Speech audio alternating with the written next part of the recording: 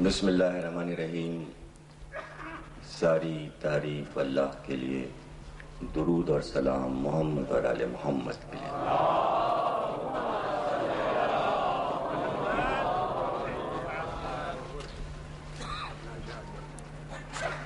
1420 ہجری کے عشرہ محرم کی شاہ نجف میں 5ویں تقریر آپ حضرات سماعت فرما رہے ہیں. دم ہمادم علی علی کے عنوان پر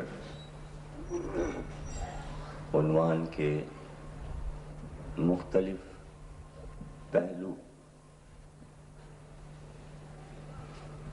اور موضوع کے مختلف اجزاء پر ہم گفتگو کر رہے ہیں.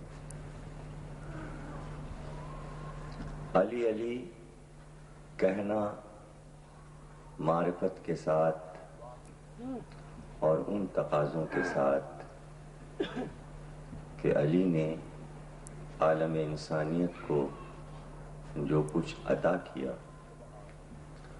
اس پر نظر رہے، اور جو کچھ علم کا طرہ امتیاز ہے، اور جس طرح علی چاہتے تھے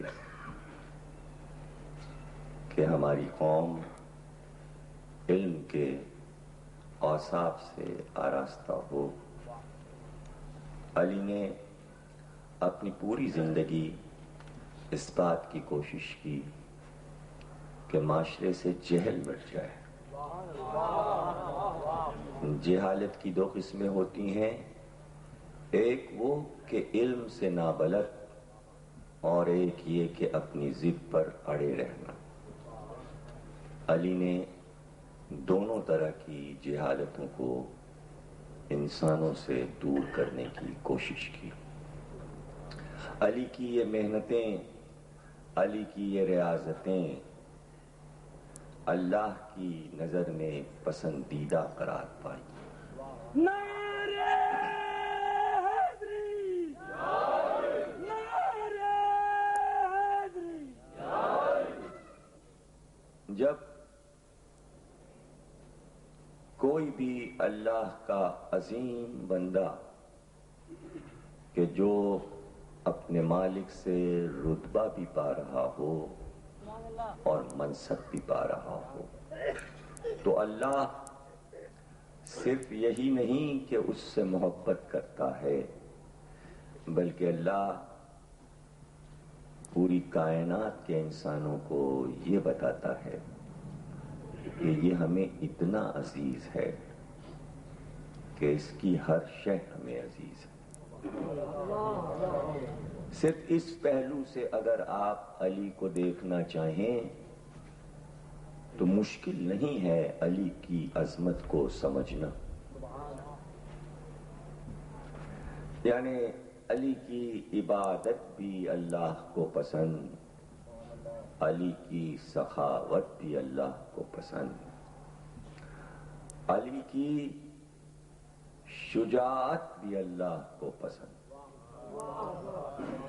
یعنی اگر اسلام کی راہ میں علی جہاد کر رہے ہیں تو اب علی جو تلوار چلا رہے ہیں اللہ کو وہ تلوار بھی پسند ہے. علی جس گھوڑے پر سوار ہیں اللہ کو وہ سواری بھی پسند ہے. اور یہ تمام انبیاء کی تاریخ کو دیکھنے کے بعد اندازہ ہوتا ہے کہ علی اللہ کی اتنی محبوب ترین ہستی کیوں قرار پائے. اس کی واحد وجہ یہ ہے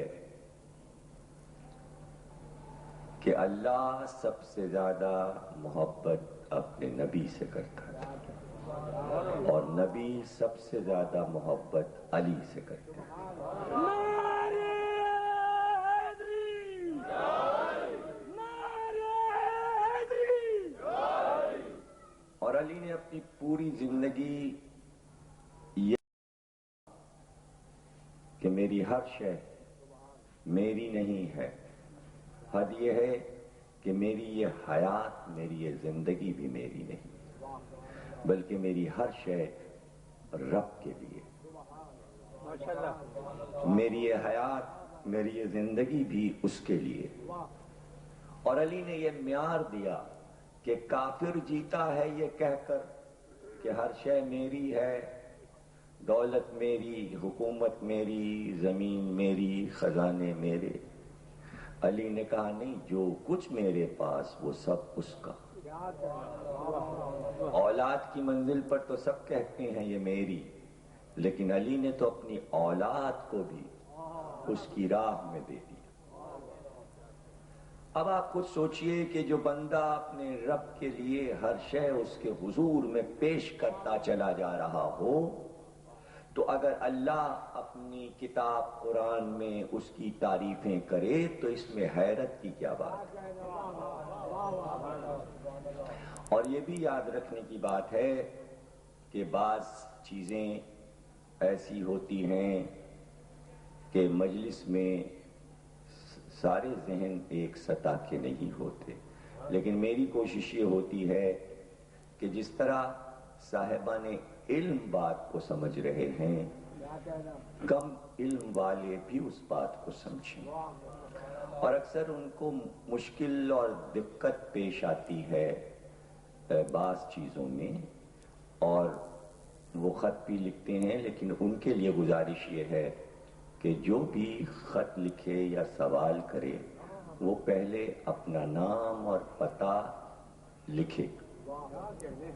جس خط میں نام نہیں ہوگا، بے نام ہوگا، تو وہ ہستی میرے لیے بے نام ہے۔ پھر اس کا جواب کیا اور اس کا سوال کیا اور اس کا تبصرہ کیا، بیکار ہے۔ وہ پتہ ہو، نام ہو، تاکہ ہم اس کے نام سے، اس کے پتے سے، اس کے محلے سے اندازہ لگائیں کہ اس کا علم کا معیار کیا ہے اور اس کو جواب کس طرح دینا ہے۔ اور عام طور سے ان 10 دنوں میں، عاشور کے 10 دنوں میں، میں بالکل سوال جواب پسند نہیں کرتا۔ یہ صرف حسین اور علی کے دن ہیں، ان کے خاندان والوں کے ذکر کے دن ہیں۔ اس کے بعد جو مجالس ہوتی ہیں پھر اس میں ہم سوال جواب کو جتنے چاہیں آپ سوال کریں، ہم جواب دیں گے۔ لیکن یہ مصروفیت کا زمانہ ہوتا ہے، اس میں موضوع بدلنا اچھا نہیں لگتا۔ دل چاہتا ہے کہ خوب بس جو موضوع ہو اسی پر زیادہ بولا جائے۔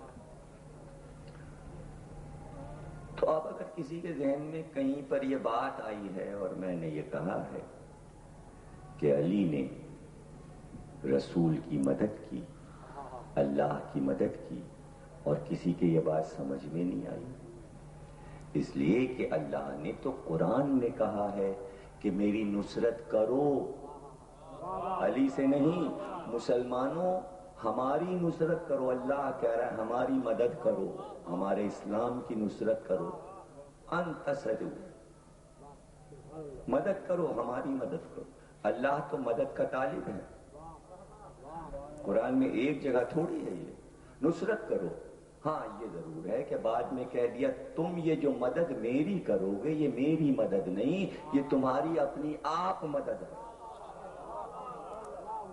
تو یہاں مدد کا کچھ فلسفہ ہے، اور مدد سے چونکہ اتنا پروپیگنڈا مدد کے خلاف ہوا ہے کہ جس لفظ کے خلاف پروپیگنڈا ہو جائے لوگ اس سے خوف کھانے لگتے ہیں، اس کے اصل معنی بھول جاتے ہیں۔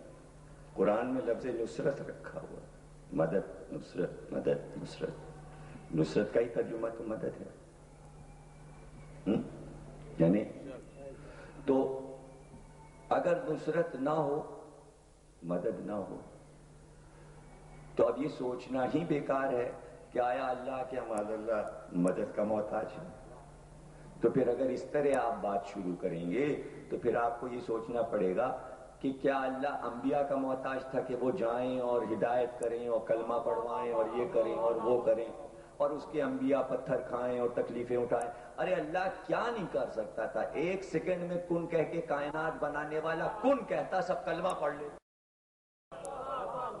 پھر یہ 1,24,000 انبیاء کی کیا ضرورت تھی؟ ان کو کیوں بھیجا؟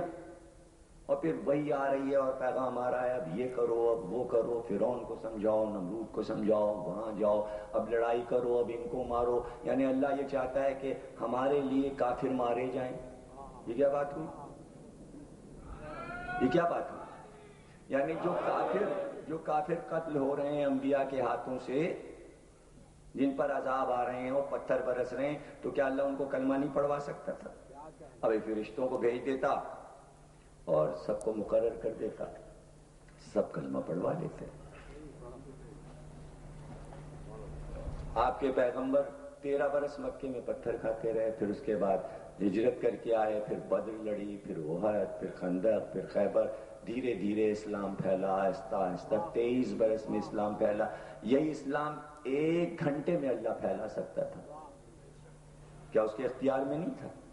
تو رخوں کو دیکھا کریں، آیات کو دیکھا کریں، اس کے معنی دیکھا کریں، اس کی تفسیر دیکھا کریں، پیغمبر کی سیرت اور اللہ کی توحید کو سمجھنے کی کوشش کریں کہ توحید کیا ہے۔ یہ سارے کام اللہ نے انسانوں سے کیوں لیے؟ خود کیوں نہیں کرتا؟ قدرت رکھتا ہے اور پھر نہیں کرتا۔ یہ پوری دنیا جو آج سجی ہوئی ہے، اس کو وہ خود سجا سکتا تھا، لیکن انسانوں کے ہاتھ سے سجوایا۔ تو یہ سارے انسان جو اس دنیا میں سب کچھ بناتے چلے جا رہے ہیں اور اللہ تعریف کرتا چلا جا رہا ہے انسانوں کی، یہ کام، یہ کام، یہ نیکیاں، یہ کام، یہ نیکیاں، تو کیا ان انسانوں کا اللہ محتاج ہے ان کی مدد کا؟ انسانوں کی مدد کے بغیر یہ دنیا نہیں بن سکتی تھی، خود ہی بنا لیتا۔ تو کبھی اس فلسفے کو سمجھیں اور اس پر غور کریں۔ ساری توجہ علی کی طرف چلی جاتی ہے کہ بھئی ہم نے کہا علی نے اللہ کی مدد کی، آپ نے کہا یہ کیا؟ حیران ہو گئے۔ اس میں حیرانی کی کیا بات ہے؟ اللہ نے کہا تھا مدد کرو، اوروں نے نہیں کی، علی نے کی، مدد کی، علی نے اللہ کی مدد کی۔ اور یہ کوئی اس میں کیا حیرت کی بات ہے؟ مطلب یہ کہ 2 ملک 3 ملک پیک کرتے ہیں آپس میں، مثلا آپ کے ہاں پیک تھا ترکی، ایران اور پاکستان کا کہ 3 ملکوں میں سے کسی ایک پر حملہ ہوگا تو سب مل کے لڑیں گے۔ ایک ملک پہ حملہ، تینوں ملکوں پہ حملہ سمجھا جائے گا۔ ایک معاہدہ تھا کہ تینوں ملک ایک دوسرے کی مدد کریں گے۔ ایسے ہی پیک اللہ، نبی اور علی کا تھا۔ اس کو آپ مدد کہیے یا پیکٹ کہیے کہ یا علی تمہارا دشمن جب مقابل میں آئے گا ہم تمہاری مدد کریں گے، جب ہمارا دشمن آئے تو تم ہماری مدد کرنا، جب نبی کا دشمن آئے تو تم نبی کی مدد کرنا، جب علی کا دشمن آئے تو نبی علی کی مدد کریں، نبی اللہ کی مدد کریں، اللہ نبی کی۔ یہ تو پیکٹ ہے، جیسے 3 ملک ایک دوسرے کی مدد کریں۔ یہ ملک تو نہیں ہے، ملک تو اللہ کا ہے، لیکن یہ 3 ہستیاں ہیں کہ جو ایک دوسرے کے لیے معاہدے کے طور پر، جس کا اعلان کلمہ ہے کہ اگر لا الہ کو مٹایا جائے تو محمد رسول اللہ اور علی ولی اللہ بچائے، اور اگر محمد رسول اللہ پر حملہ ہو تو ادھر سے اللہ مدد کرے، ادھر سے علی مدد کرے، اور اگر علی ولی اللہ پہ حملہ ہو تو اللہ اور نبی مل کے علی ولی اللہ کی مدد کرے، اور یوں تینوں کلمے مٹ نہ پائیں۔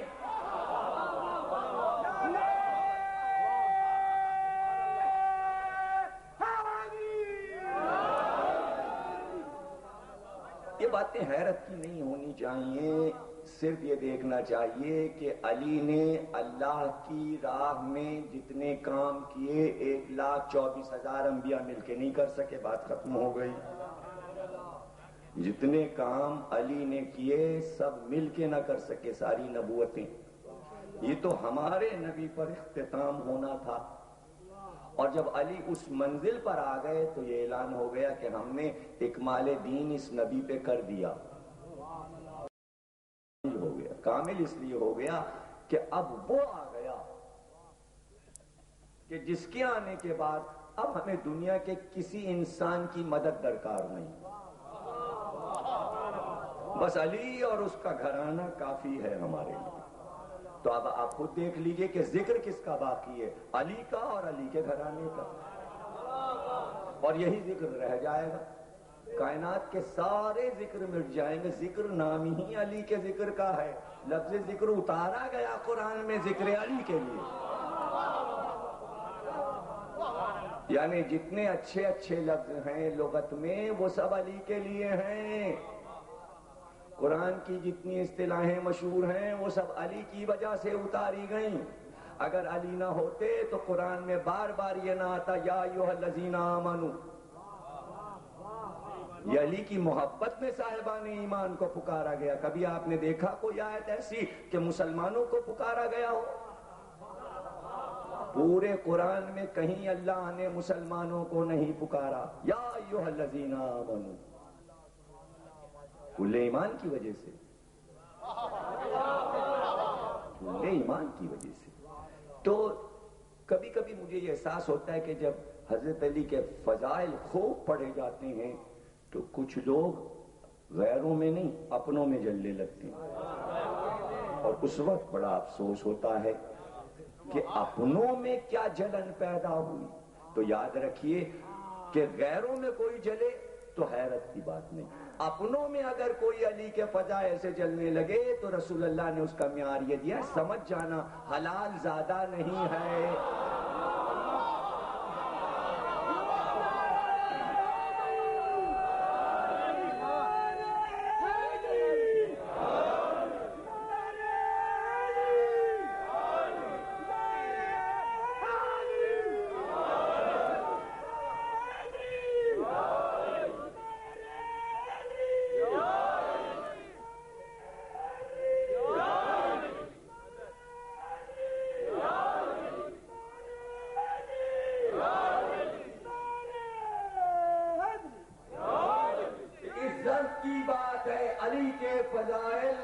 سما جائیں دل کے پیمانے میں، یہ شجرے کی پہچان ہے، اس کا بار اٹھانا آسان نہیں۔ اللہ نے کہا، نبی نے کہا کہ علی کی فضیلتیں یا مومن کامل اٹھا سکتا ہے اس کا وزن، یا فرشتہ ملک مقرب اٹھا سکتا ہے۔ تو اب جو مومن کامل ہی نہ ہو اس سے کیا تقاضا کہ علی کے فضائل کا وزن اٹھاؤ؟ علی کے علاوہ اگر کوئی اور ہو آپ کی نظر میں تو جائیے اس کی فضیلتیں بیان کیجیے اور سنیے، چھوڑیے پھر آپ ذکر علی سنیے ہی نہ۔ بھائی یہ باتیں صرف ان کے لیے ہوتی ہیں جو صاحبان معرفت، غیر اس میں ٹانگ اڑائے کیوں، بیچ میں آئے کیوں؟ جب نبی یہ کہہ دیں کہ اپنی مجلسوں کو زینت تو ذکر علی سے، کیا مستند حدیث نہیں ہے؟ مجلس مجلس نہ رہے، اس کی زینت نہیں ہو سکتی اگر ذکر علی نہ ہو۔ فرمان رسول پر عمل ہو رہا ہے، فضائل میں ذکر علی اور مصائب میں حسین و منی و انا من الحسین۔ مجلس نام ہے ذکر علی اور ذکر حسین کا، یہ دو ہستیاں ایسی ہیں کہ ان کے ساتھ یہ معجزہ ہے کہ علی اور حسین کا ذکر ہو تو کائنات کے ہر نیک انسان کا ذکر ہو جاتا ہے، آدم سے عیسیٰ تک کا ذکر ہو جاتا ہے، ہر کتاب کا ذکر ہو جاتا ہے، فرشتوں کا ذکر ہو جاتا ہے، اصحاب کا ذکر ہو جاتا ہے، میثم و کمیل و قمبر کا ذکر ہو جاتا ہے، غلاموں کا ذکر ہو جاتا ہے۔ مرکز ہیں یہ دونوں، ان دونوں کو ہٹا لیجئے پھر کسی کا ذکر کبھی کائنات میں ہو ہی نہیں سکتا۔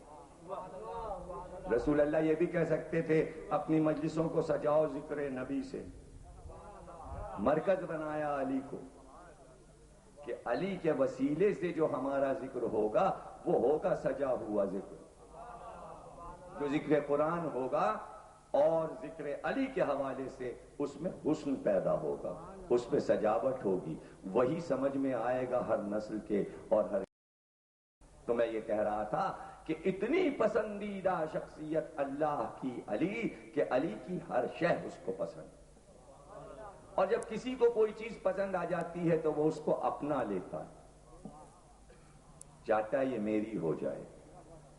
بھائی بڑی اچھی انگوٹھی پہنے ہیں آپ، لیجئے حاضر ہے۔ دینے والا بھی دے دیتا ہے، تعریف کرنے والا تعریف اس لیے کرتا ہے کہ یہ میرے پاس آ جائے۔ چونکہ علی کی ہر شے اللہ کو پسند آ گئی تو اپنا لیا۔ علی کی آنکھ میری آنکھ، علی کا ہاتھ میرا ہاتھ، علی کا چہرہ میرا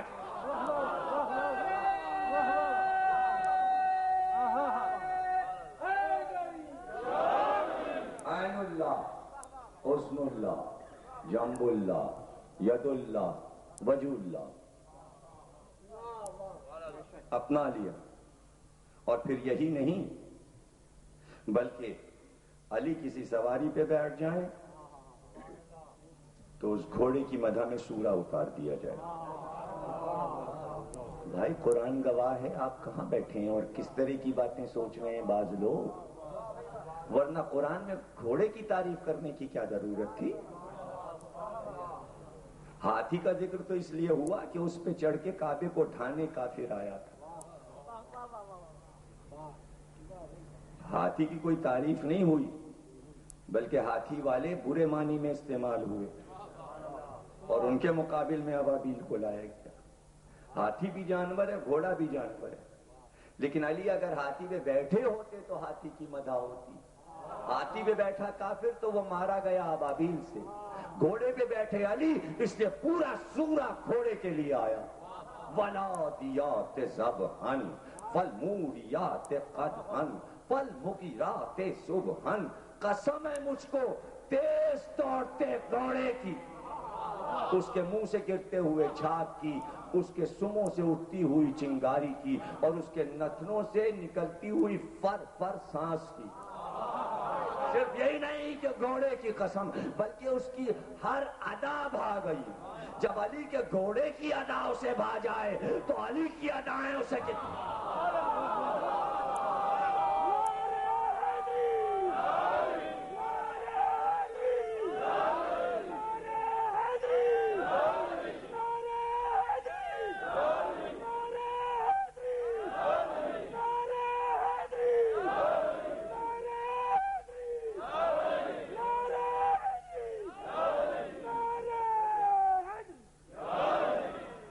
سمجھیا؟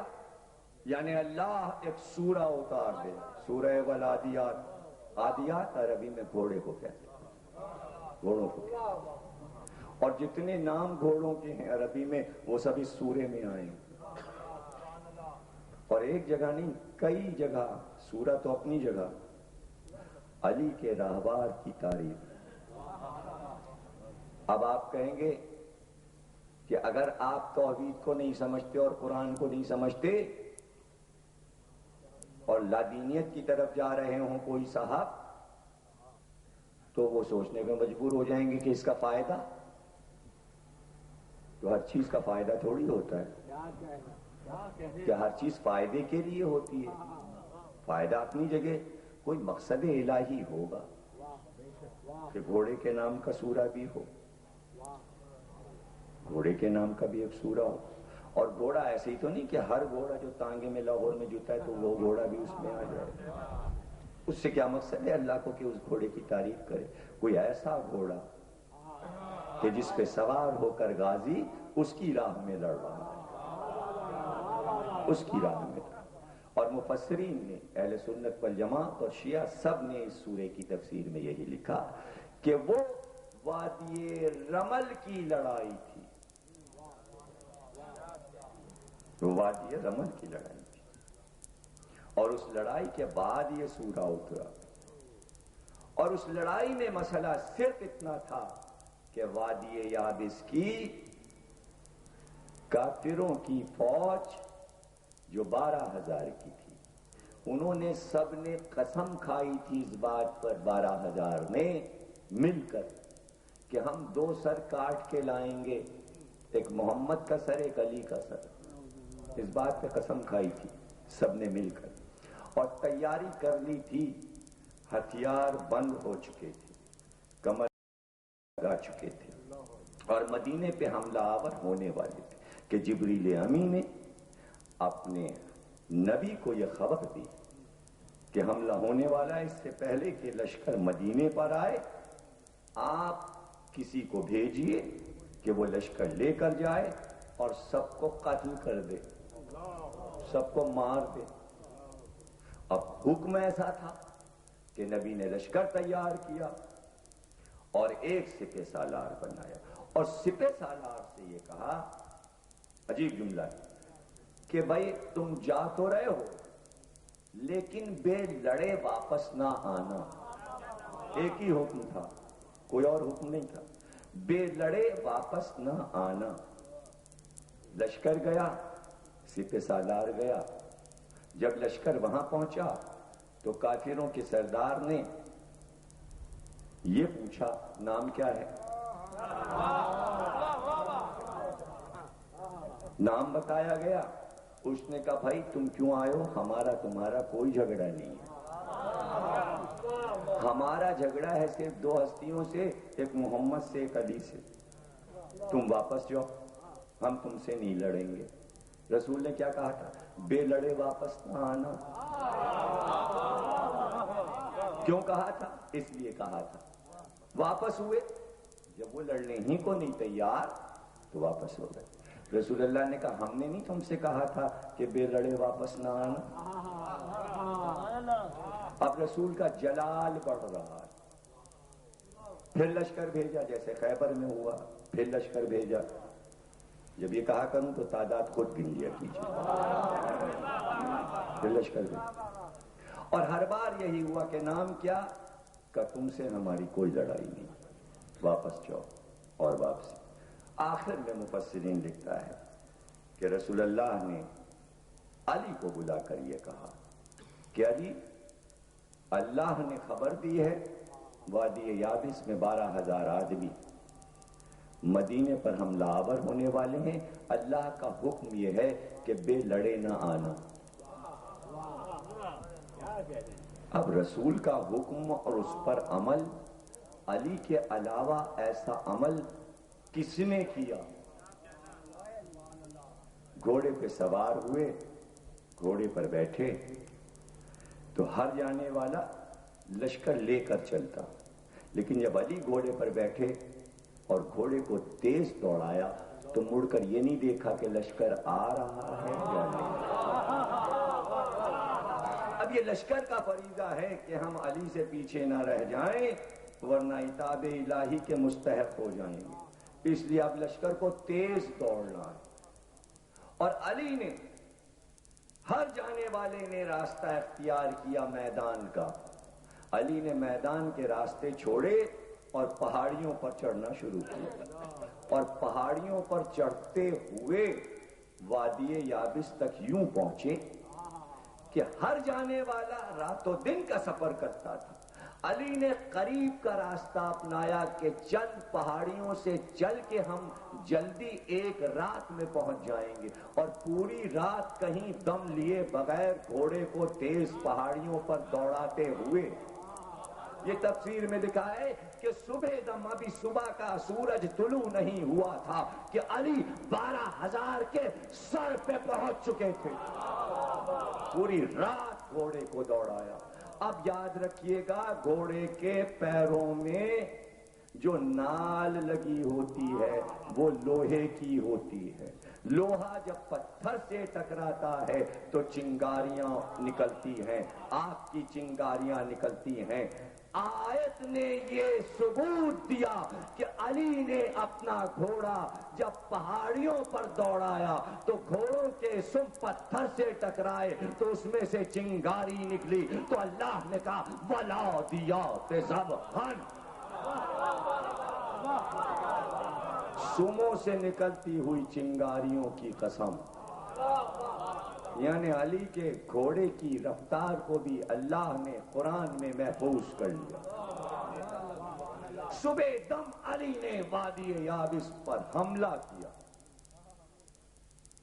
اور ایک حملے میں ان کے 12 سردار مارے۔ عرب کی لڑائی ختم ہو جاتی تھی اگر سردار مارے جاتے تھے۔ یہ کہ چند کرائے کے سرداروں پر کافر لڑا کرتے تھے۔ دیکھیے میں کہہ چکا یہ جملہ کہ خیبر کی لڑائی ختم ہو گئی جب مرہب، انتر اور حارث مارے گئے، اور خندق کی لڑائی ختم ہو گئی جب عمرو ابن عبد ود مارا گیا، اور حنین کی لڑائی ختم ہو گئی جب ابو جربل جیسا سردار مارا گیا، اور بدر کی لڑائی ختم ہو گئی جب شیبہ اتبا اور ولید مارے گئے۔ تو اب یہ 12,000 کی لڑائی کیا جو بڑی بڑی لڑائیاں لڑ چکا ہے، اس نے ان کے 10-12 بڑے سردار مارے، تو اب لشکر کو فتح کرنا کیا؟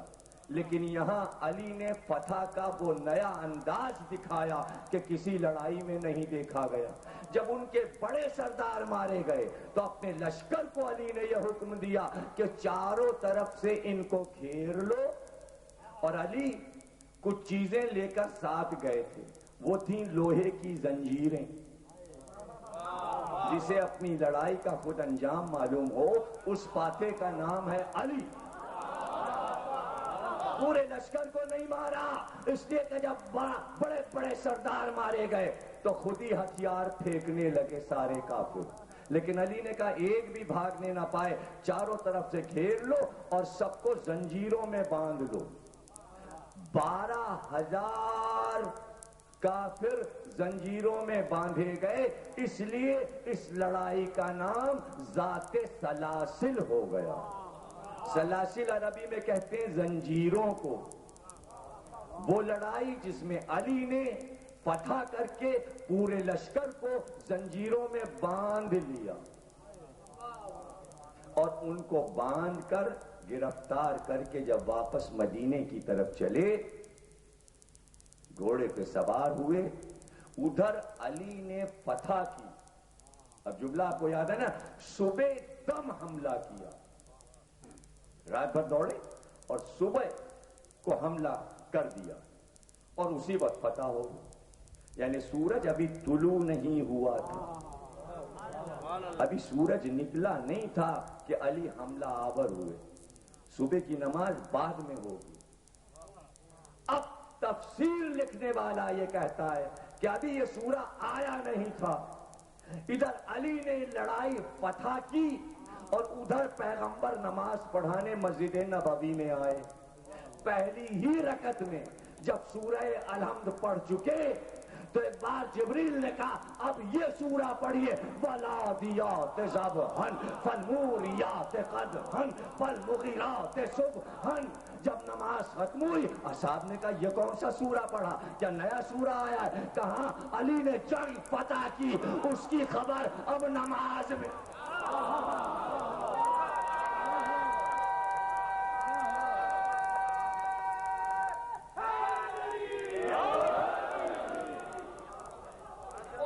یہ ہے علی، اگر اس کو پسند ہے تو علی کی فتح کو نماز میں شامل کر دیتا ہے۔ آپ اذان کی بات کر رہے ہیں،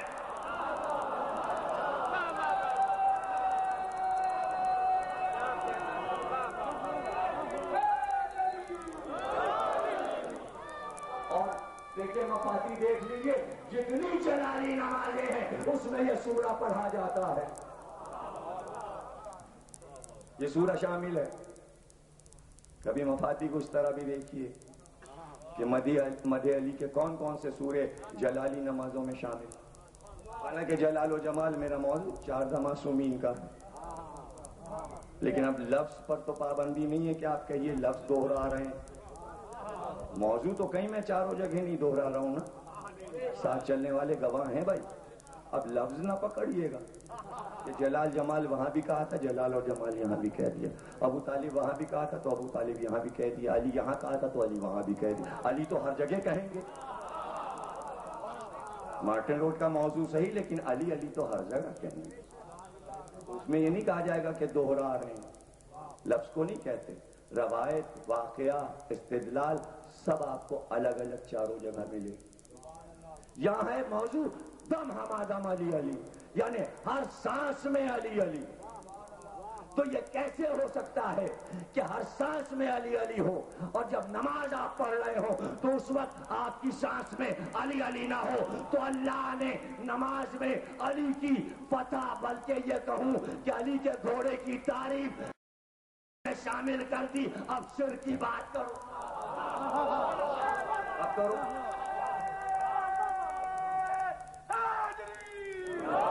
یہ جملہ آپ جو کہنے جا رہا ہوں اپنے سینے پہ نشر کر لیں اور اپنے بچوں کو یاد کرائیں یہ جملہ جو کہہ رہا ہوں۔ جب اللہ گھوڑے کو نماز میں شامل کر سکتا ہے تو گھوڑا ہماری مجلس میں اور جلوس میں کیوں؟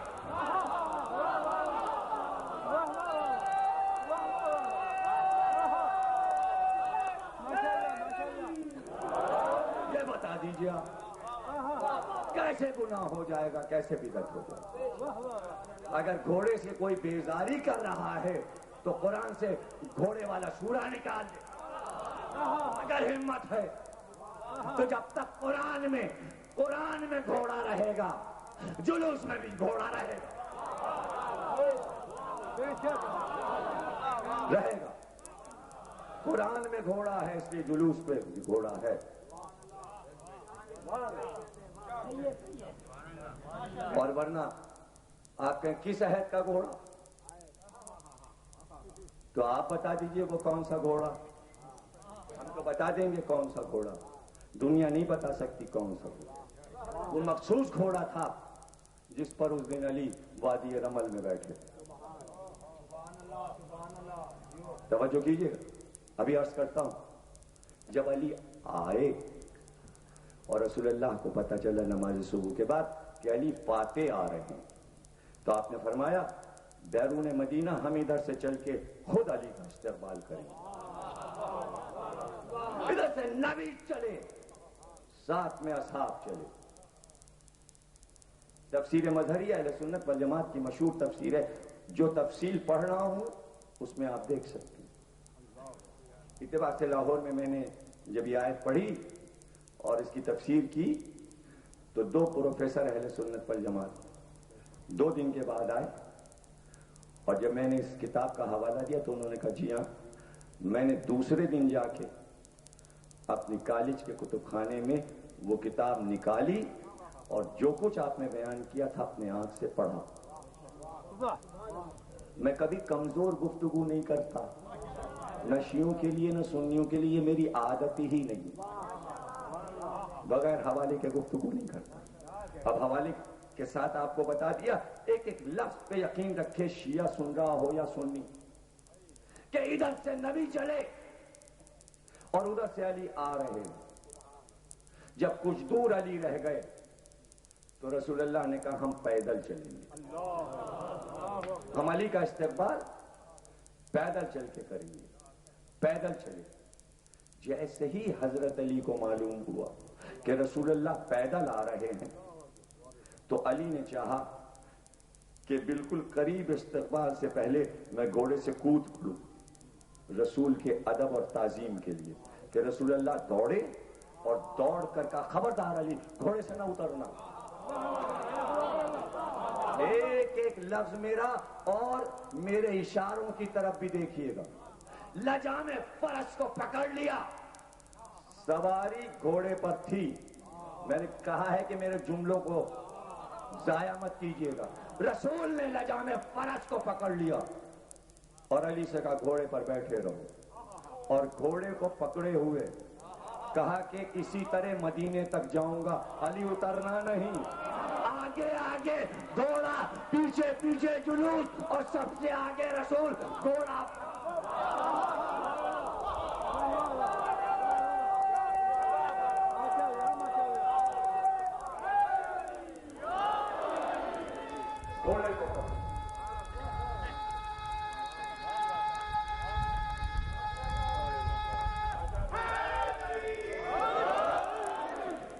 آپ سنتے جائیے، کوئی ایسا تھوڑی کہ جلوس خاموش خاموش جلوس نہیں چلتا۔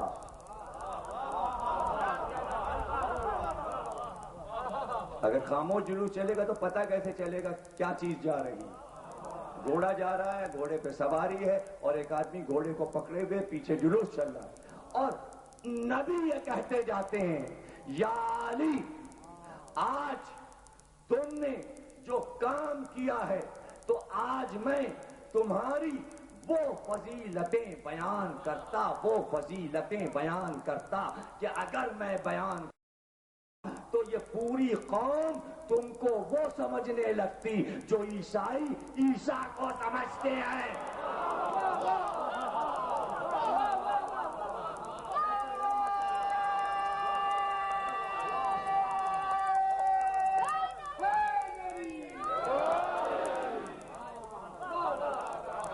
یعنی کوئی ایسی بھی فضیلت تھی، میں رک رہا ہوں یہاں پہ، یعنی کوئی علی کی ایسی بھی فضیلت یا فضیلتیں تھیں کہ اگر نبی وہ بیان کر دیتے تو سارے مسلمان علی کو خدا کہنے لگتے.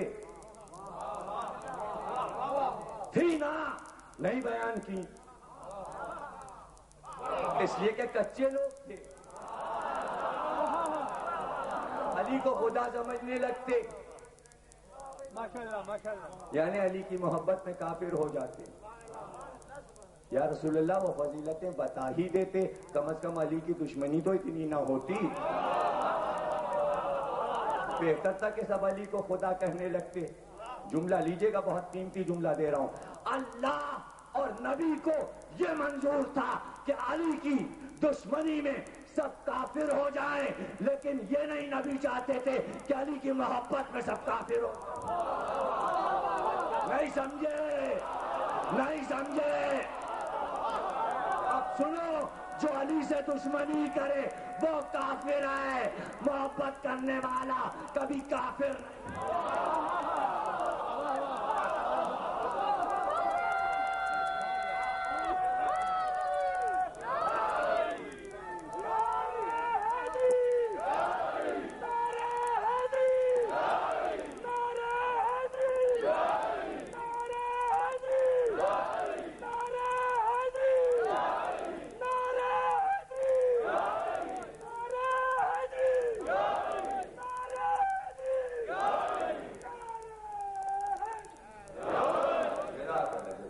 جو علی کو خدا کہتے وہ کافر ہے یا مشرک ہے. ہم اس سے بری ہیں، اس لیے کہ نبی نے وہ ہم کو بتایا ہی نہیں. بتا دیتے تو ہم علی کو خدا سمجھنے لگتے. دیکھیے نبی نے یہ کون سی فضیلت علی کی بیان کی کہ ابھی کچھ فضیلتیں باقی ہیں جو میں تقیے میں چھوڑ رہا ہوں، پردے میں چھوڑ رہا ہوں، کہیں تم علی کو خدا نہ کہہ دو. تو یوں بھی نبی کبھی کبھی فضیلت بیان کرتے تھے. تو بھائی ہر لڑائی کے بعد ایک حدیث علی کے بارے میں کہتے تھے نا. خندق میں آئے تو کیا کہا؟ ایک ضربت. خیبر میں کیا کہا؟ کل علم اس کو. احد میں کیا ہوا؟ لا فتح الا علی. یعنی ہر جنگ میں ایک ایوارڈ علی کو ملا. اس میں جو ایوارڈ ملنے والا تھا اعلان کر کے رسول اللہ نے چھپا دیا. علی کے فضائل میں کوئی کمی تو ہو نہیں گئی کہ ایوارڈ ملتے ملتے رہ گیا. یہ طے ہو گیا کہ ایوارڈ ہے، پردے میں رکھ دیا گیا. توجہ کیجیے گا بھائی، ایک جملہ لے لیجئے. تو اب علی کی فضیلت تو اس لیے چھپائی گئی کہ کہیں سب علی کو خدا کہہ کے کافر نہ ہو جائیں. تو اللہ نے سوچا بیچارے گھوڑے نے کیا خطا کی. ارے بھائی کہاں بیٹھے؟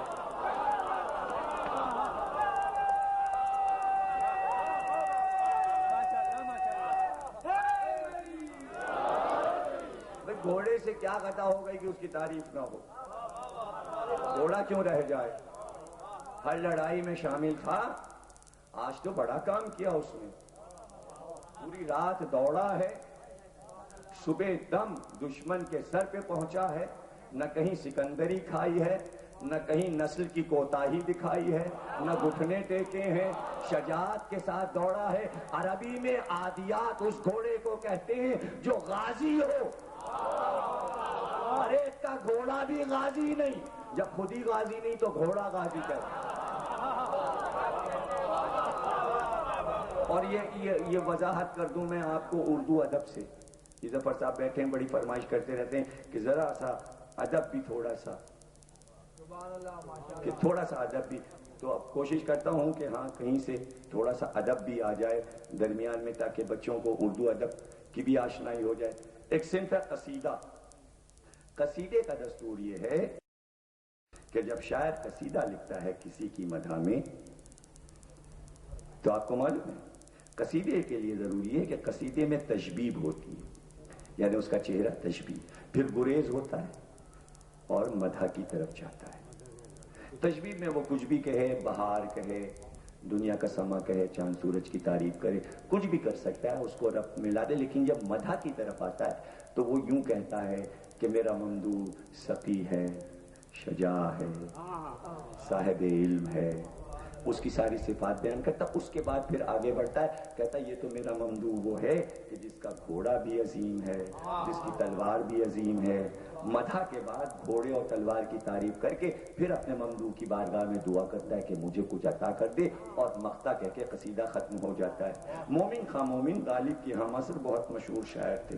اردو ادب میں، پورے اردو ادب میں امیر خسرو سے لے کے جوش ملی آبادی تک سوا علی کے اسلام کی کسی ہستی کے لیے قصیدہ نہیں لکھا گیا۔ ایک ریکارڈ ریسرچ ورک آپ کو بتا رہا ہوں، فارسی میں، عربی میں، اردو میں نبی، علی، حسن، حسین، فاطمہ کے علاوہ اور اس پورے خاندان کے علاوہ 12 ائمہ کے کسی کا قصیدہ کسی شاعر نے شیعہ ہو یا سنی نہیں لکھا۔ بھائی میں نے بہت بڑے بڑے جملے کہیں، یہ کوئی آسان نہیں، برسوں میں ریسرچ ہوتی ہے، سارے کتب خانے چھانے جائیں گے، ورنہ آپ مجھے پکڑ لیں گے فلاں کی شان میں قصیدہ وہاں رکھا ہوا ہے، آپ جھوٹ بولے۔ یعنی قصیدہ صرف محمد اور آل محمد کے لیے ہوتا ہے، طے ہو گیا، عربی ہو، فارسی ہو، اردو ہو، سمجھ گئے نا؟ تو قصیدے کی تعریف کیا ہے؟ یعنی جس کی تعریف کی جائے اس میں سب کچھ موجود ہو۔ مومن خواہ مومن پہلے شاعر ہیں کہ جنہوں نے روایت توڑی اور انہوں نے یہ طے کیا کہ سب کے قصیدے لکھے جائیں۔ اب یہ سب میں سب آ گیا، میں کچھ شرح ورح نہیں کروں گا، سمجھنا نہ سمجھنا آپ کا کام ہے۔ سب کے قصیدے لکھے جائیں، سب کے لکھے۔ جب علی کا قصیدہ لکھا تو ہر تنقید نگار نے یہ کہا کہ مومن کے سارے قصیدے کمزور ہیں، جو علی والا قصیدہ ہے وہ مضبوط ہے۔ تنقید نگار سے پوچھا گیا بھائی وجہ کیا ہے کہ سارے قصیدے کمزور ہو گئے اور علی کا مضبوط ہو گیا قصیدہ؟ تو لوگوں نے یہ کہا، دانشوروں نے، کہ قصیدے میں زور جب آتا ہے کہ جب ممدوح کا گھوڑا اور تلوار ہو، اس کی تعریف ہو۔ دیگر ممدوح جو تھے ان کے پاس نہ کوئی گھوڑا تھا نہ کوئی تلوار تھی۔ علی کا قصیدہ اس لیے زوردار ہو گیا کہ ذوالجناح بھی ہے، ذوالفقار بھی ہے۔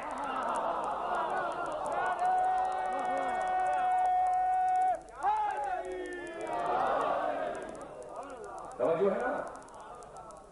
اب میں غالب کا ایک شعر آپ کو سناتا ہوں اور آپ حیران ہوں گے، بڑا چھوٹے سے چھوٹا شاعر کسی کو ممدوح بنا کر یہ تعریف کر سکتا ہے، سوچیے گا ذہن میں۔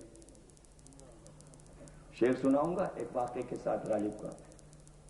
غالب کے ایک دوست تھے میرن صاحب، مشہور ہیں، ان کے نام خطوط ہیں غالب کے، خطوط غالب میں۔ تو روز صبح کو اٹھ کے غالب دہلی میں اپنے دوست میرن صاحب کے یہاں جاتے تھے۔ کیا لالچ تھی، کیوں صبح صبح جاتے تھے؟ کہ میرن صاحب بھی شاعر تھے، فارسی کے، یہ بھی فارسی کے شاعر، اردو کے بھی، فارسی کے بھی۔ تو اب یہ تو شاعرانہ ادب کا ماحول ہے، وہی سمجھ سکتا ہے کہ کیا دلچسپی غالب کو وہاں پہنچنے کی تھی صبح صبح۔ تو اس کی وجہ یہ تھی کہ رات بھر میں میرن صاحب ایک مصرع کوئی کہہ لیتے تھے۔ شاعر کو تلاش ہوتی ہے مصرع طرح کی، تاکہ مصرع مل جائے تو پھر وہ آگے اس پہ غزل کہہ دے، قصیدہ کہہ دے، منقبت کہہ دے۔ طرح محفلیں تو آپ کو معلوم ہے کہ زوردار ہوتی ہیں، اس لیے کہ اس میں آزمائش ہوتی ہے۔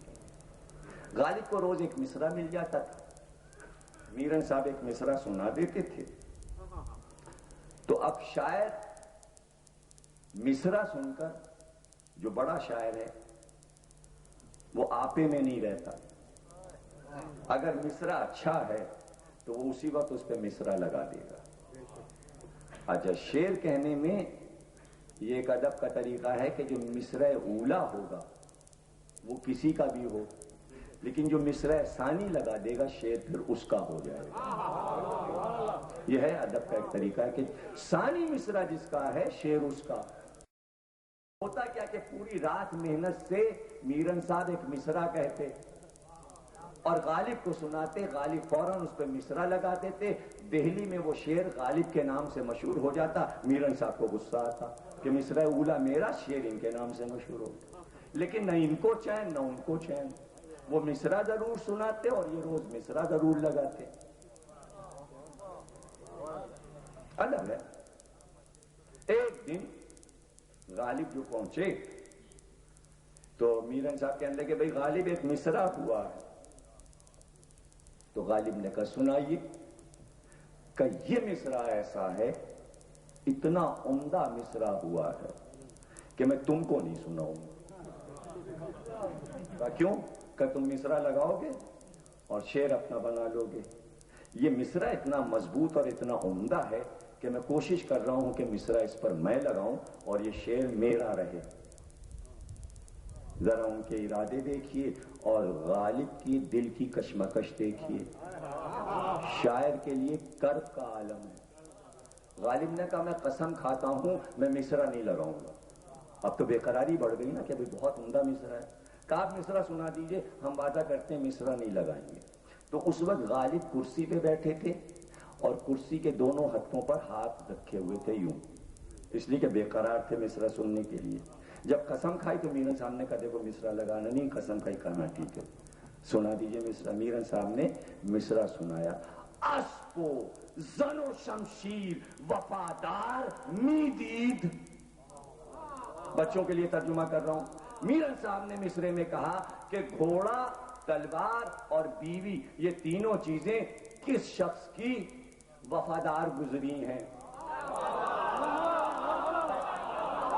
بھائی موضوع پر ہونا. اسب و زن و شمشیر وفادار میدید. گھوڑا، تلوار اور عورت کس کی زمانے میں وفادار گزری. ایک سیکنڈ نہیں لگا کہ غالب نے دونوں ہاتھوں پر ہاتھ ٹیک کر کھڑے ہوئے اور ایک بار جھومنے لگے اور کہنے لگے کیا مصرع ہے میرن صاحب. اسب و زن و شمشیر وفادار میدید واللہ علی دید علی دید علی.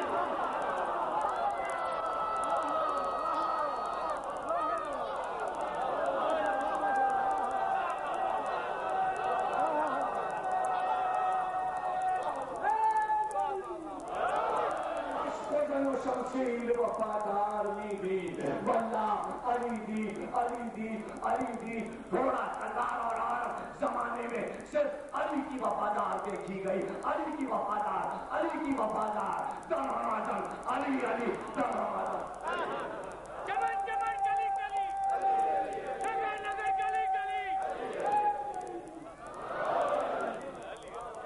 اور کیا اب کوئی کہے کہ یہ سرشاری کی کیفیت غالب پہ کیوں طاری ہوئی.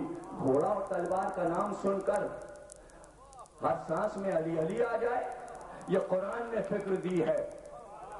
قرآن اگر علی کے گھوڑے کی تعریف نہ کرتا تو آج غالب کے بے قراری کے عالم میں زبان سے یہ مصرع نہ نکلا ہوتا. علی علی کا شعور اور سلیقہ قرآن سے ملا ہے ہم کو، اس لیے ہر سانس میں علی علی ہے. میں کچھ 7-8 برس کا تھا، چھٹی کلاس میں پڑھتا تھا جبلی میں لکھنؤ میں. تو میرے ایک ٹیچر تھے اردو کے عبدالحکیم صاحب پروفیسر. یہ واقعہ میں نے کتاب میں پڑھا اور یاد کر لیا. صبح جب میں کلاس روم میں گیا تو جب وہ مجھے ادب اپنے طلباء کو پڑھاتے تو غالب کی غزلیں پڑھا رہے تھے. تو میں نے ان سے کہا کہ رات میں نے غالب کا ایک قصہ پڑھا، کہنے سنو. تو میں نے یہ شعر سنایا اور یہ واقعہ سنا. کہنے لگے ہاں کوئی شعر ہے. میں نے کہا کیوں؟ اب بچپنا تھا میرا، میں کیا جانوں شعر کیا اور شعر کی شرح کیا اور وہ فارسی. کہنے نہیں یہ شعر تو غلط ہے، پہلا مصرع تو غلط ہے۔ میں کہا کیوں؟ کہنے کہ بھائی دیکھو گھوڑا وفادار ہو سکتا ہے، بیوی وفادار ہو سکتی ہے، تلوار تو لوہے کی ہے، اس کی کیا وفاداری؟ دیکھیے میں چھٹی کلاس میں تھا، مجلسوں کا یہ فائدہ ہے۔ میں کہا دیکھیے ماسٹر صاحب بات یہ ہے کہ تلوار وہاں سے آئی تھی، اس میں وفا تھی، وہ وہاں سے آئی تھی، تو یہ تلوار عام تلوار نہیں تھی، یہ علی کی تلوار تھی۔ جس طرح گھوڑا عام نہیں تھا اسی طرح تلوار بھی عام نہیں تھی۔ لیکن میرن صاحب نے مصرع بڑا عجیب دیا، راہ دکھائی بیوی سے۔ اگر بیوی وفادار ہے تو گھوڑا اور تلوار، توجہ کی نا، اور علی کی کوئی بیوی ایسی نہیں ہے جو وفادار نہ ہو،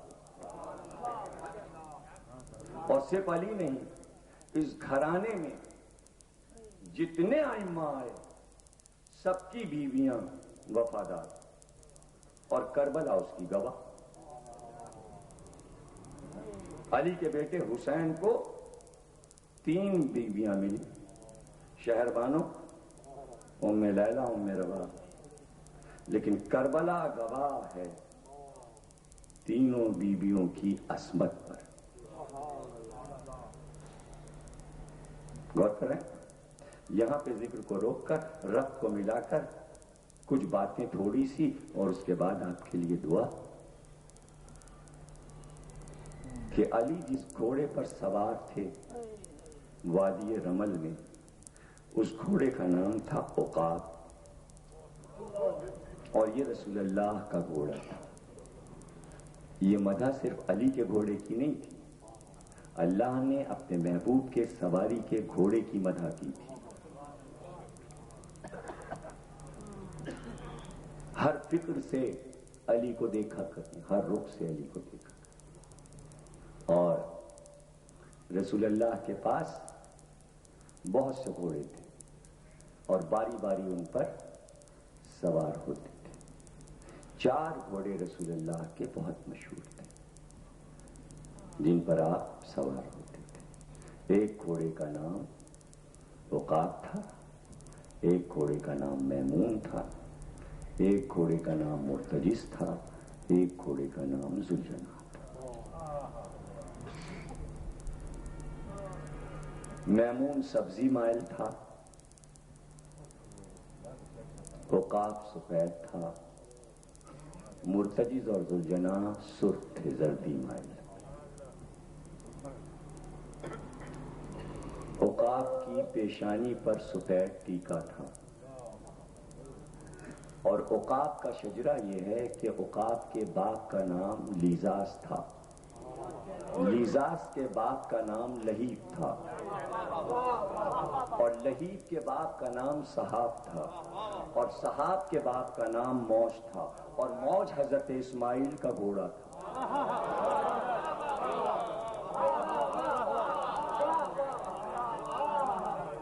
عقاب بنی ہاشم کے گھر میں پلا تھا، اسماعیل سے اس کا شجرہ آ رہا تھا۔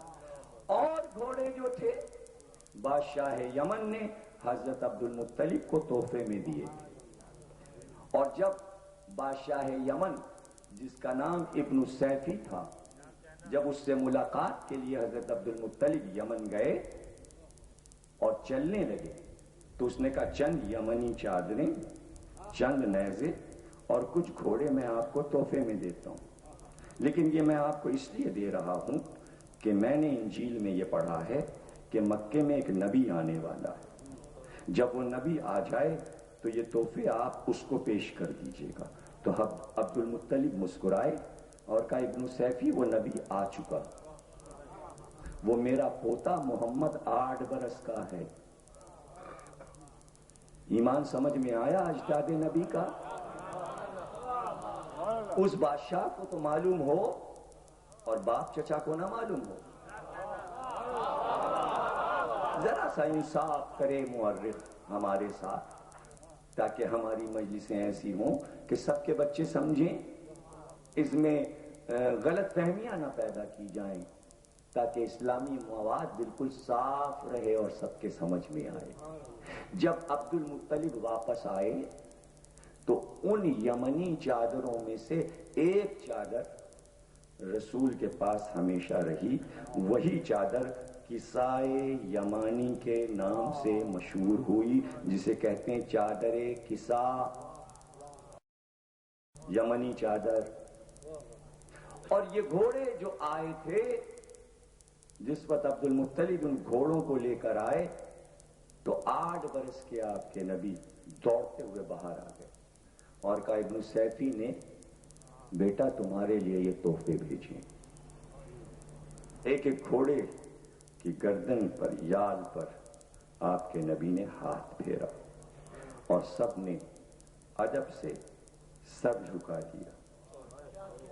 ابن سیفی نے یہ کہا تھا کہ یہ وہ نسلی گھوڑے ہیں کہ یہ جب سے ہمارے یہاں ہیں ان پر کوئی سوار نہیں ہوا۔ نبی اور علی کے گھوڑے کی پہچان یہ ہے کہ اس پر کوئی سوار نہیں ہوتا، اس پر کوئی سوار نہیں ہو سکتا۔ اور مورخین نے لکھا کہ جس گھوڑے پر نبی بیٹھ گئے وہ گھوڑا پھر نہ کبھی بوڑھا ہوا، نہ اس کے دانت گرے، نہ وہ اندھا ہوا، نہ کبھی اس کو کوئی چوٹ آئی۔ اور اللہ نے ان گھوڑوں کی عمریں بڑھا دی۔ ام ایمن کی بیٹی چھوٹی سی تھی، یہ صحیح بخاری میں حدیث ہے، تو ایک دن وضو کر کے اس بچی پہ رسول اللہ نے کلی کر دی تو وہ کبھی بوڑھی نہ ہوئی۔ تو رسول جس پہ کلی کر دیں وہ بوڑھا نہیں ہوتا، جس پہ سوار ہو جائیں، جو گھوڑا خدمت کرے وہ کیسے بوڑھا ہو سکتا ہے؟ تو اس میں حیرت نہ کیجیے گا کہ نبی کے 8 برس کے دور کے گھوڑے کربلا تک کیسے آئے، اس لیے کہ وہ بوڑھے ہوئے ہی نہیں تھے۔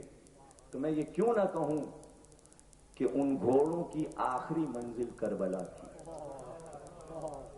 اس میں جو گھوڑا اوقاف تھا اس پہ رسول جب پہلی بار سوار ہوئے تو اوقاف کے لیے مشہور تھا کہ جب وہ آتا تھا میدان میں تو ایسا لگتا کہ عقاب اڑتا ہوا آ رہا ہے، آسمان کی طرف سے عقاب اڑتا ہوا، بالکل عقاب کی طرح گردن کو اٹھا کر چلتا تھا، اس لیے اس کا نام عقاب تھا۔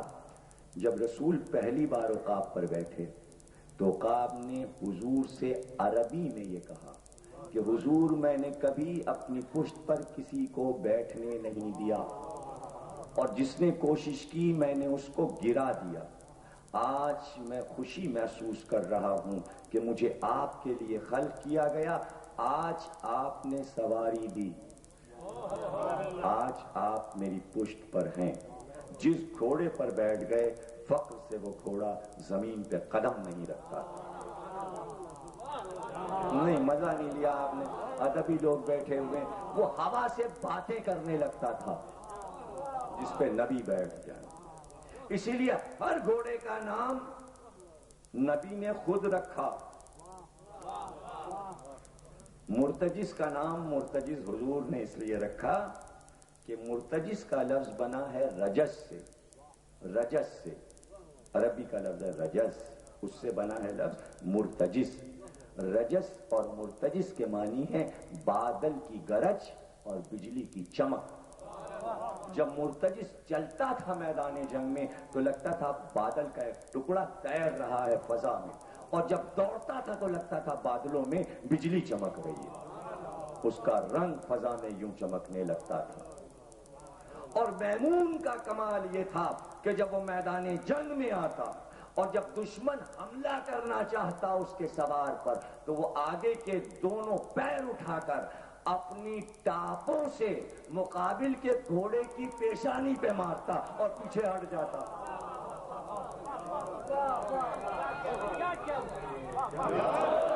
اور ذوالجناح جس گھوڑے کا نام رکھا تھا، ذوالجناح کے معنی ہے جناح، 2 پر، ذل جب لگ جائے کسی چیز میں تو 2 کے معنی، ذوالفقار، فقار کے معنی معلوم ہے آپ کو، فقار کے معنی ہے فقرے، زبانیں.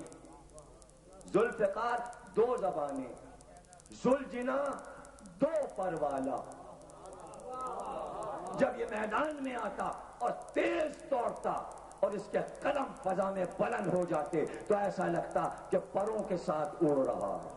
جب اس کے یال ہوا میں اڑتے تو لگتا پروں سے اڑ رہا ہے. اس لیے حضور نے اس کا نام ذوالجناح رکھا تھا. گھوڑا ایک خریدار سے خریدا تھا، وہ اتنا خوبصورت لگتا تھا کہ حضور نے اس کا نام الورد رکھ دیا. الورد، گھوڑے کا نام رکھ دیا الورد. ورد کہتے ہیں عربی میں گلاب کے پھول کو. اس جملے کی قدر کیجئے گا آج سے لے کے 9 محرم تک کہ اتنے قیمتی جملے میں آپ کو دیتا ہوں کہ کوئی یہ جملے آپ کو ایک دم سے نہیں دے سکتا بغیر سوچے. نبی کے گھر کے گھوڑے کا نام جب گلاب کا پھول ہو تو اس گھر کے بچے کیا ہوں گے؟ کچھ کہا ہے، اسے لکھ کر اس پر جتنا چاہے لکھیں لکھنے والے. جب گھر کا گھوڑا ان کی نظر میں گلاب کا پھول ہے تو ان کا بچہ ان کی نظر میں کیا ہو گئی تقریر. جب عاشور کی صبح آئی اور علم بٹنے لگے، میمنہ میسرہ قلب لشکر بن گیا اور کہا حبیب تم میسرے پر، زہیر تم میمنے پر، تو آواز دی علی اکبر تم قلب لشکر پہ رہو گے. جوان قلب ہوتا ہے، علی اکبر کو قلب میں رکھا تھا اور اس کے بعد تقسیم ہوئی. کہا علی اکبر تم اپنے نانا رسول کے گھوڑے عقاب پر بیٹھو، قاسم تم اپنے دادا رسول کے گھوڑے میمون پہ بیٹھو، اور اے عباس مرتجس تمہارے لیے، اس لیے کہ سب سے بلند گھوڑا یہ ہے، اور یہ ذوالجناح میرے لیے. موقع ملا تو 8 یا 9 کو ان گھوڑوں کا اور حال ان کے ممدوح کے حال کے ساتھ سنائیں گے. آج صرف عقاب کا حال.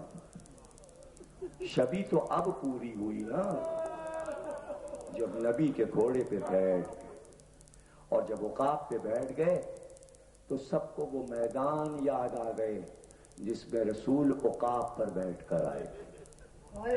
اور جب علی اکبر بیٹھے عقاب پر تو عقاب اتنا خوش تھا. دیکھیں گھوڑا جب خوش ہوتا ہے تو اپنے چاروں قدم اٹھا اٹھا کر بار بار زمین پر رکھتا ہے. یہ گھوڑے کی مخصوص چال کہلاتی ہے. علی اکبر سوار ہوئے تو گھوڑا خوش ہوا. اس گھوڑے کی ایک اور خاصیت کہ اگر سوار بہادر ہے تو بغیر اس کے اشارے کے یہ سمجھ جاتا تھا مجھے کدھر مڑنا. اور جب علی اکبر نے حملہ کیا تو عقاب علی اکبر کو لیے ہوئے لشکر میں دھنس گیا. سمجھ گیا کہ علی اکبر کیا چاہتے ہیں، علی اکبر کس طرح لڑنا چاہتے ہیں. لکھا ہے مورخ نے کہ علی اکبر اتنے بہادر تھے کہ اتنا طویل ٹھاٹھے مارتا سمندر جیسا لشکر اور اس کے بیچوں بیچ میں جا کر دم لیا. عقاب کی باغیں اٹھا کر اپنے آپ کو لشکر کے بیچ میں ڈال دیا اور قلب لشکر میں جا کر لڑے.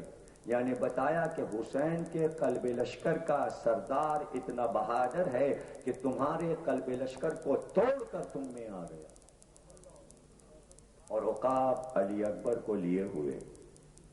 زیادہ نہیں پڑھنا، تھوڑا سا پڑھنا ہے کہ بس آپ کی آوازیں بلند ہو جائیں. میرے لیے بس یہ غنیمت اور کافی ہے کہ آپ روئیں، آپ کی آنکھ سے 2 آنسو گر جائیں اور زہرا بی بی کی رومال میں چند موتی پہنچ جائیں. عقاب علی اکبر سے اتنی ہی محبت کرتا تھا جتنی حسین سے اور جتنی رسول سے. اور اس کو یہ معلوم تھا کہ حسین کا یہ بیٹا شبیہ نبی ہے، اور یہ بھی معلوم تھا کہ علی اکبر کی آنکھ کا تارا ہے، اور یہ بھی معلوم تھا کہ زینب کا سہارا ہے، اور یہ بھی معلوم تھا کہ لیلا کا ارمان ہے یہ بچہ. اور یوں بھی گھوڑا وفادار ہوتا ہے۔ امام زمانہ نے جب علی اکبر پر سلام کیا زیارت ناہیہ میں تو عجیب بات کہی۔ دیکھیے علی اکبر کو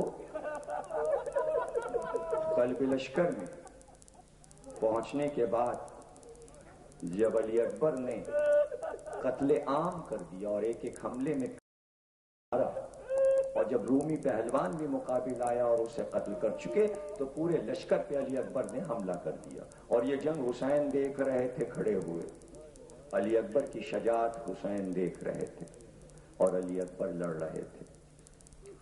تو ابن سعد نے یہ کہا کہ یہ جوان اس طرح قابو میں نہیں آئے گا، ایسا کرو کہ جتنے نیزے والے ہیں سارے پیادے اور سوار بلاؤ اور بہت دور سے پورے میدان میں ایک حلقہ بناؤ اور نیزے کی انیوں کو تان لو اور دھیرے دھیرے اس دائرے کو تنگ کرتے جاؤ، چاروں طرف سے بڑھتے جاؤ بڑھتے جاؤ بڑھتے جاؤ یہاں تک کہ علی اکبر کو لڑتے میں کھیل لو۔ اب خیال رکھیے گا کئی ہزار نیزے تھے اور چاروں طرف سے وہ نیزے علی اکبر کی طرف بڑھ رہے تھے اور تلوار والے تیار تھے کہ علی اکبر چاروں طرف سے گر جائیں۔ اب میں تفصیل نہیں پڑھ سکتا، اب میں امام زمانہ کا جملہ پڑھتا ہوں۔ زیارت ناہیہ میں کہا کہ جب چاروں طرف سے علی اکبر گر گئے اور جب عقاب پیچھے سے چلا تو یہ سوچ کر چلا کہ میں علی اکبر کو بچا لوں تاکہ اس حلقے سے نکل جاؤں۔ عقاب تیز دوڑ رہا تھا کہ اپنے سوار کو بچا لوں، تو امام فرماتے ہیں کہ چاروں طرف سے اب جو علی اکبر پر وار ہوئے تو عجیب جملہ کہا کہ اتنی تلواریں چلی کہ علی اکبر ٹکڑے ٹکڑے ہو گئے۔ ہو گئی مجلس۔ دو جملے جوان میرے سامنے ہیں اور کس فخر کے ساتھ روز مجلس میں آتے ہیں، دو تین جملے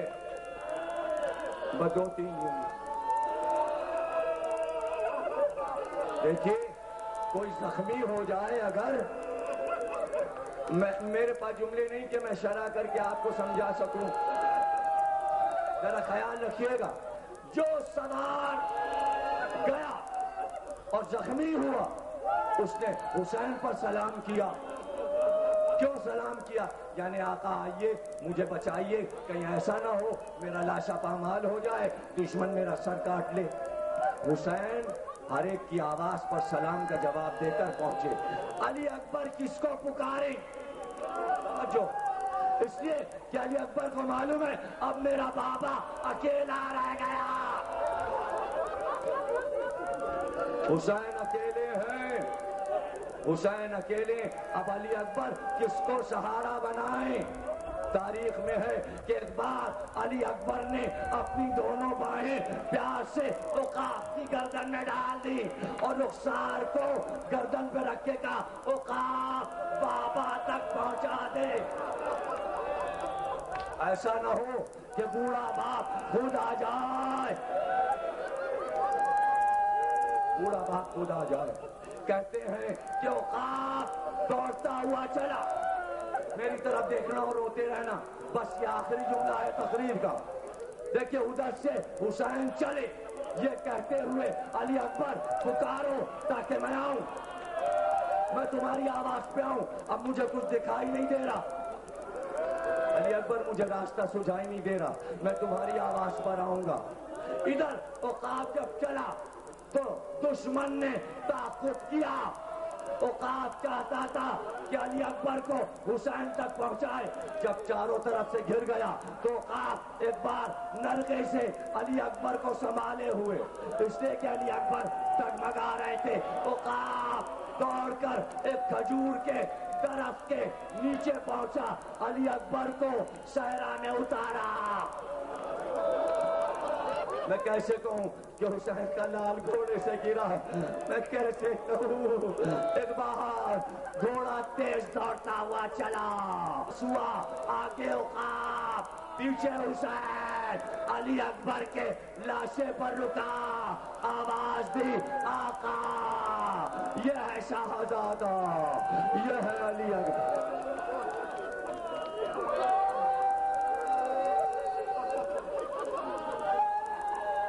ماتم حسین، حسین، حسین۔